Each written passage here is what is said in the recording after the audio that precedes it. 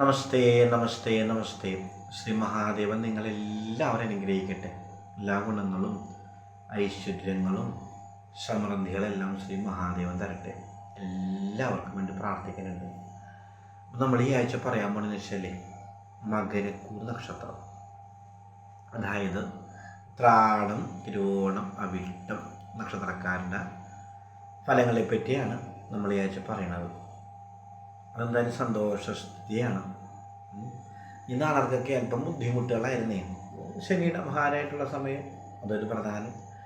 അല്ലാതെ അവരുടെ എല്ലാ മേഖലകളിലും തടസ്സങ്ങളും ബുദ്ധിമുട്ടുകളൊക്കെ ആയിരുന്നു. അപ്പം അതിൽ നിന്നൊക്കെ ഒരു മാറ്റമായി. അതാണ് പ്രധാനം എന്ന് പറഞ്ഞാൽ വല്ല ശാരീരികമായിട്ടുണ്ടായിരുന്ന ബുദ്ധിമുട്ടുകളിൽ നിന്നൊക്കെ ഇവർക്ക് മോചനമായി. അതൊരു ഭാഗ്യസ്ഥിതിയാണ്. ഉത്രാടം, തിരുവോണം, അവിട്ടം നാളുകൾ മകരക്കൂറിൽ വരുന്ന ഈ നാളുകാർക്ക് ശാരീരികമായിട്ടുള്ള ബുദ്ധിമുട്ടുകളെല്ലാം അങ്ങോട്ട് മാറും. അതിൻ്റെ ആ ബുദ്ധിമുട്ടുകളും പ്രശ്നങ്ങളെല്ലാം നമ്മളിൽ നിന്നൊക്കെ അകന്നു പോകും. അതൊരു ഭാഗ്യസ്ഥിതിയാണ്. പിന്നെ പറയണമെങ്കിൽ അവരുടെ പ്രവർത്തന മേഖല, ഉത്രാടം, തിരുവോണം, അവിട്ടം നാളുകാരുടെ പ്രവർത്തന മേഖല അല്പം കൂടി ശോഭിക്കും. ധനം വന്നു ചേരാനുള്ള സാഹചര്യങ്ങൾ വരും. പുതിയ സംരംഭങ്ങൾ തുടങ്ങാനുള്ള മനസ്സ് വരും, സാഹചര്യങ്ങൾ വരും, തുടങ്ങാൻ സാധിക്കും.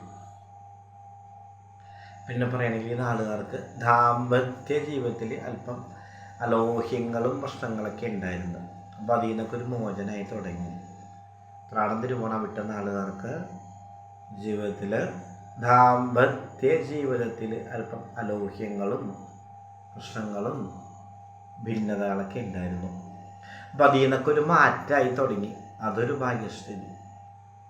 പിന്നെ ധനമായിട്ട് ബന്ധപ്പെട്ട് ചിന്തിക്കുകയാണെങ്കിൽ അനവധി ആൾക്കാരായിട്ട് സാമ്പത്തിക ഇടപാടുകൾ നടത്തിയിട്ടുണ്ടാവുന്ന ആളുകാരെ ഉത്രാടം, തിരുവോണം വിട്ടുന്ന ആളുകാർക്ക് അനവധി ആൾക്കാരായിട്ട് സാമ്പത്തിക ബാധ്യതകളും ഇടപാടുകളൊക്കെ നടത്തിയിട്ടുണ്ടാവും. അപ്പോൾ അതിനകത്തൊക്കെ ഉള്ള പ്രശ്നങ്ങളിൽ നിന്നൊക്കെ മോചനാവും. സാമ്പത്തിക ഇടപാട് നടത്തിയിട്ടുള്ള പ്രശ്നങ്ങളും അല്ലാതെയുള്ള ബാധ്യതകളിൽ നിന്നൊക്കെ അല്പം മോചനം വന്നു തുടങ്ങുന്ന ഒരു സമയസ്ഥിതിയായി. അതൊരു ഭാഗ്യസ്ഥിതിയാണ്, ഒരു ഭാഗ്യമാണത്. പിന്നെ പറയണമെങ്കിൽ യാത്രകൾക്ക് അനവധി അവസരങ്ങൾ വന്നു ചേരും. ധാരാളം യാത്രകൾ ചെയ്യാനായിട്ട് അനവധി അവസരങ്ങൾ വന്നു ചേരും. ചെയ്യാനും സാധിക്കും, യാത്രകൾ ചെയ്യാനും സാധിക്കും. അതൊരു ഭാഗ്യസ്ഥിതിയാണ്. പിന്നെ തൊഴിൽ മേഖല അല്പം കൂടി മെച്ചപ്പെടും. ഇവരുടെ തൊഴിൽ മേഖല, ഉത്രാടം, തിരുവോണം വിട്ട നാളുകാരുടെ തൊഴിൽ മേഖല അല്പം കൂടി മെച്ചപ്പെടും. സാമ്പത്തിക ഗുണങ്ങളൊക്കെ വന്ന് ചേരും. സാമ്പത്തികമായിട്ടുള്ള ബാധ്യതകളൊക്കെ ഒഴിവായി പോകും. അങ്ങനൊരു ഭാഗ്യസ്ഥിതിയുണ്ട്. പിന്നെ പറയണമെങ്കിൽ നമുക്ക് ജീവിതത്തിൽ പല അഭിവൃദ്ധികളും വന്നു ചേരുന്ന ഒരു സമയമാണ്. വാഹനം വാങ്ങിക്കുക, സ്ഥലം വാങ്ങിക്കുക, വീട് വാങ്ങിക്കുക, ഇങ്ങനെയുള്ളതിനൊക്കെ സാഹചര്യങ്ങളും സന്ദർഭങ്ങളെല്ലാം വന്നു ചേരും. അതൊരു ഭാഗ്യസ്ഥിതിയാണ്. പിന്നെ ഭൂസ്വത്തുക്കൾ അനുഭവിക്കാനുള്ള അവസരങ്ങളും വന്നു ചേരാനുള്ള അവസരങ്ങളൊക്കെ ഉണ്ടാവും. അങ്ങനത്തെ ഒരു ഭാഗ്യമുണ്ട്. നമ്മളുടെ പിതൃക്കൾ, കാരണന്മാരൊക്കെ ആയിട്ട് പുണ്യ നടന്ന സ്വത്തുവകകൾ നമ്മൾക്ക് കിട്ടാനും അത് നമുക്ക് ഉപയോഗിക്കാനൊക്കെ സാധിക്കുന്ന ഒരു സമയമാണ് ഇപ്പോൾ ഈ ആരംഭിക്കുന്നത്. അപ്പം അങ്ങനെ നോക്കിക്കഴിഞ്ഞാൽ കുറേ കാര്യങ്ങളിലൊക്കെ അനുകൂലമാണ്. ഈ ഉത്രാടം, തിരുവോണം നാളുകാർക്ക് വിവാഹാദി കാര്യങ്ങൾ, ജോലിയായിട്ടുള്ള കാര്യങ്ങൾ, ഇങ്ങനെയുള്ളതിനൊക്കെ അനുകൂല സ്ഥിതിയാണ്. പിന്നെ പറയണമെങ്കിൽ ഇവർക്ക് വിദേശയോഗം, വിദേശത്ത് പോയി പഠിക്കാനുള്ള അവസരങ്ങൾ, പഠനത്തിൽ ഉന്നതി, ധാരാളം അഭിവൃദ്ധികളൊക്കെ വന്നു ചേരും. പഠനമായിട്ട് ബന്ധപ്പെട്ട് അതിനൊക്കെയുള്ള യോഗമുണ്ട്. അതിൻ്റെ വിഷമശ്രദ്ധയാണെങ്കിൽ ഈ അവിട്ടക്കാർക്കാണ്.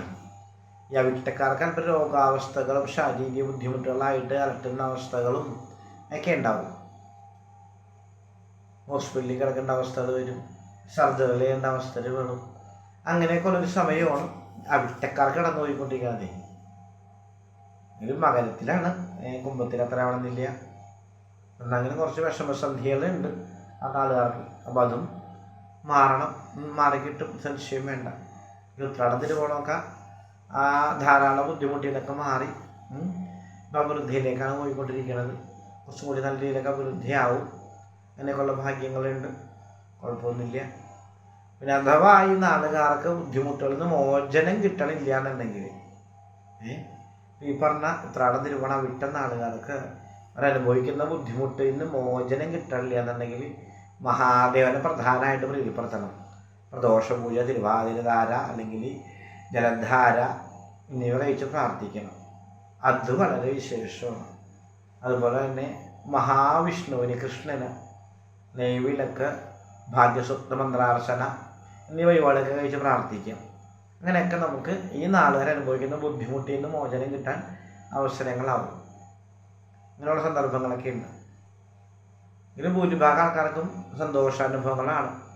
ജ്വല്ലവൃദ്ധി ഉണ്ടാവും, ധനം വന്നു ചേരും, ധനമായിട്ടുണ്ടായിട്ടുള്ള പ്രശ്നങ്ങളൊക്കെ മാറും, വാഹനങ്ങൾ വാങ്ങിക്കാൻ സാധിക്കും, ഭൂസ്വത്തുകൾ അനുഭവിക്കാൻ സാധിക്കും, പുതിയ സാമഗ്രികൾ, വാഹനങ്ങൾ, വീട് എന്നിവയൊക്കെ വാങ്ങിക്കാനും വയ്ക്കാനൊക്കെ സാധിക്കും, പുതിയ സ്ഥലം വാങ്ങിക്കാൻ സാധിക്കും, പുതിയ വാഹനം വാങ്ങിക്കാൻ സാധിക്കും, പുതിയ വീട് വാങ്ങിക്കാൻ സാധിക്കും. പൊതുവെ സന്തോഷാനുഭവങ്ങൾ ഉണ്ടാവും. അത് സമയമാണ് ഉത്രാടം തിരുവോണം നാളുകാർ അനുഭവിക്കുന്നത്. അഥവാ അവർക്ക് ബുദ്ധിമുട്ടുണ്ടെങ്കിൽ മഹാദേവനെ പ്രതിപ്പെടുത്താം. പ്രദോഷപൂജ, തിരുവാതിരധാര അല്ലെങ്കിൽ ജലധാര എന്നിവ കഴിച്ച് പ്രാർത്ഥിക്കാം. കൃഷ്ണന് നെയ്വിളക്ക്, ഭാഗ്യസൂക്ത മന്ത്രാർച്ചനയൊക്കെ കഴിച്ച് പ്രാർത്ഥിക്കാം. ഇതിനൊക്കെ മോചനം കിട്ടും. എന്താണെങ്കിലും ഉത്രാടക്കാർക്ക്, തിരുവോണക്കാർക്ക്, അവിട്ടക്കാർക്ക് അത്യാവശ്യം നല്ല സ്ഥിതിയാണ്. അപ്പോൾ അത് മനസ്സിലാക്കി തന്നെ മുന്നോട്ട് പോവുക. ഏറ്റവും വിജയത്തിനെത്താൻ ശ്രമിക്കുക. എല്ലാവരും ശ്രീ മഹാദേവൻ അനുഗ്രഹിക്കട്ടെ. എല്ലാ ഗുണങ്ങളും ഐശ്വര്യവും സമൃദ്ധിയെല്ലാം ശ്രീ മഹാദേവൻ നിങ്ങൾക്ക് എല്ലാവർക്കും തരട്ടെ. എല്ലാവർക്കും വേണ്ടി പ്രാർത്ഥിക്കുന്നുണ്ട്. ശുഭദരാശംസകൾ, എല്ലാ നന്മകളും നേരുന്നു. നമഃശിവായ, നമഃശിവായ, നമഃശിവായ.